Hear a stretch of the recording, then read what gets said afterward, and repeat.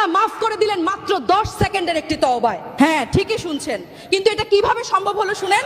হযরত মুসা আলাইহিস সালামের আমলে অনেক দিন যাবত বৃষ্টি হয় না, ভয়াবহ খরা, আকাশ থেকে এক ফোঁটা পানিও পড়ছে না, মাটি ফেটে চৌচির, মানুষ পশু পাখি গরমে ছটফট করছে। মানুষের কান্নার হাহাকার দেখে হযরত মুসা আলাইহি তার উম্মতদের নিয়ে খোলা মাঠে সালাতুল ইস্তিসকা বা বৃষ্টির নামাজের জন্য দাঁড়ালেন। সবাই ভাবছে আল্লাহর নবী হাত তুলেছেন, এখনই অঝোর ধারায় বৃষ্টি নামবে। কিন্তু হলো তার উল্টোটা।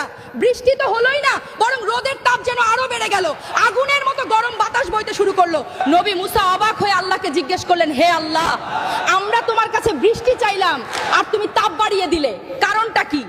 আল্লাহর পক্ষ থেকে জবাব এলো, মুসা, এই ভিড়ের মধ্যে এমন একজন পাপিষ্ঠ ব্যক্তি আছে যে গত 40 বছর ধরে টানা আমার নাফরমানি করছে। তার একটা গুনাহের কারণে আমি আজ সবাইকে বৃষ্টি দেওয়া বন্ধ রেখেছি। তুমি ঘোষণা দাও সে যেন এই মাহফিল থেকে বেরিয়ে যায়। সে বের হলেই